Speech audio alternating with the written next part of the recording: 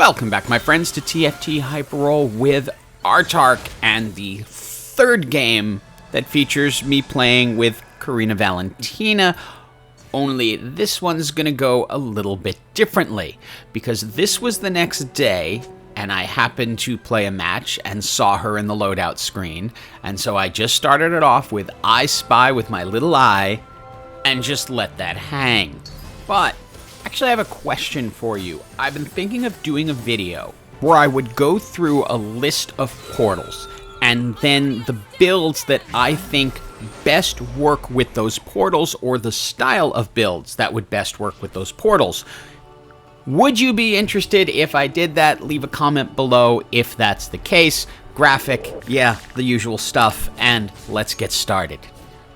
So unless I'm given some other ridiculously OP Augment, I am taking Frequent Flyer because that's actually stronger than Golden Ticket in many ways. Golden Ticket is giving you a 50% chance of getting a free reroll, where this is basically giving you a 100% chance of getting a free reroll after 10. So yeah, Golden Ticket may pay off more early, but it might not work.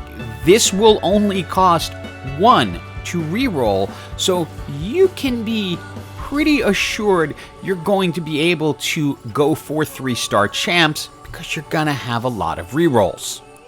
Since I got a Kalista out of the NPC round, I was a little inclined to go Challengers when I saw then that I had 2 more Irelias waiting in the shop. Yeah, I'm just gonna go the safe path, and when you see this, I really strongly suggest you do so as well.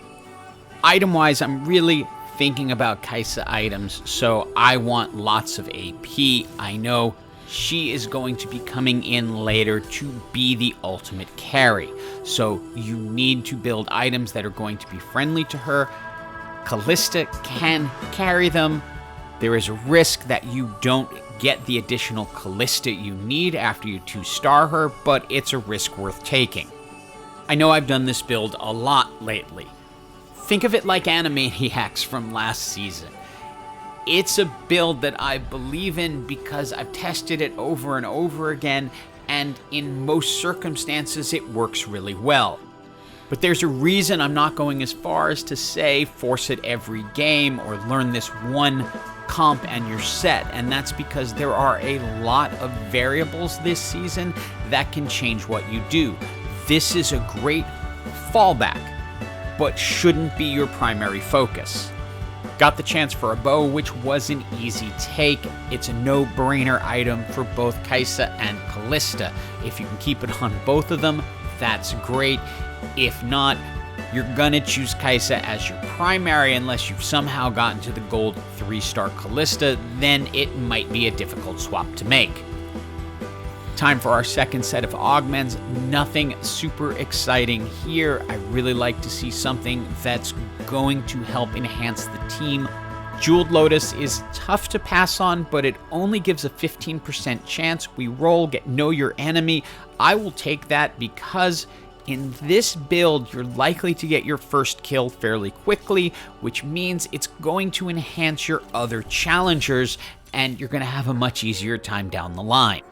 We've managed to get a gold 3-star Irellia, which is certainly going to help us down the line. Unfortunately, our Sett is still at 1-star, so our front line is not as strong as it could be. Also, our Kalista is still at 1-star. We have the 2-star Kalista waiting in the wings, but we were not quite strong enough to take that fight on. Once we get the 2-star Kalista and the 2-star Sett, thanks now to the fact that we're only paying 1 per reroll, it kind of turns things around. Originally, I planned to sell the Kalista and transfer the items over to Kai'Sa once I got her. However, I am so close to a gold 3-star Kalista, and I have a champion duplicator that I decided to just build new items for Kai'Sa. It is time for our final augment, and Devilish Dash is a pretty easy take, but I'm going to go ahead and re-roll the other ones just in case. I get really hard choices here because I could get the Tactician's Crown, I could have the healing orbs, which help a lot, but getting that shield is going to be so key, especially after every takedown. It gives me an additional Warwick, so I'm getting close to the gold 3-star Warwick, and with me only paying 1 per roll, yeah, it's getting pretty good. For the first time this game, we run into Karina, who is at the top of the pack, but our team just had a pretty major power spike with that Augment, and with now the 3-star Kalista and the 2-star Kai'Sa, so we are able to get through her. I want to find a friendly way to say hi, so I just look through my emotes for one that maybe she'll notice and notice me, but nope, gonna be ignored. And thanks to our first Augment, the frequent flyer, we now have 3 gold 3-star champs, Warwick, Irellia, and Kalista, and it is allowing us to just roll on.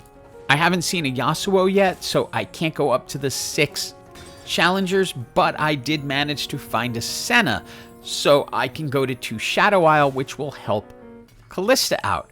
We give Warwick a Titan's Resolve. We picked up the Deathblade for when we get Yasuo, who we bring in for Jhin and begin to itemize with the Deathblade. The 6 challengers is a really large spike, and we're getting a huge advantage only having to pay 1 per roll. And remember all the little elements going into this. We are getting 25% damage boost after the first enemy drops. We're getting additional shielding with each takedown, and we have 6 challengers, so we're attacking really fast. It is now our second battle against Karina, and I have accepted that she is just not focused on the chat at all, as often happens with me, and did happen with me the first time I played against her, so we'll just go through the fight, we win it, and it brings both of us into the top 4. How you finish off this build, it depends on how you're feeling. Since we got the Senna, I brought in a Jace who gets to stand between Senna and Kalista, will speed up their attacks and provide Gunner over to Senna. Senna was brought in to give us Shadow Isle. We pick up the Spear of Sojin for Senna. Remember, each time she shields someone, it is going to speed up their attack. So yeah, we now have the challengers being sped up by Senna's shield. Now, here's where things get a little tricky. We got a dang 4-star Yordle up in here.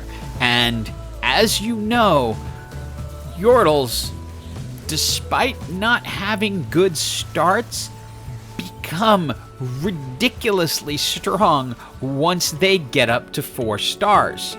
But we did just pick up the gold 3-star Kai'Sa to go along with all of our other gold challengers. And we will just let the moment play through. There she is in all her glory.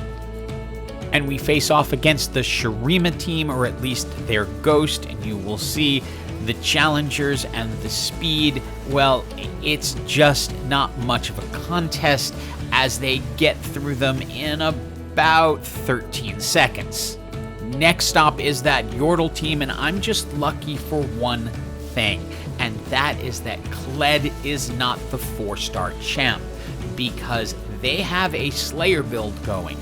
If they had given Kled individual items instead of the Thieves' Gloves, he would have gone to 4 stars, but because Poppy had 3 individual items, Poppy went to 4 stars, making it easier to get through and leaving us solely against the Shurima team.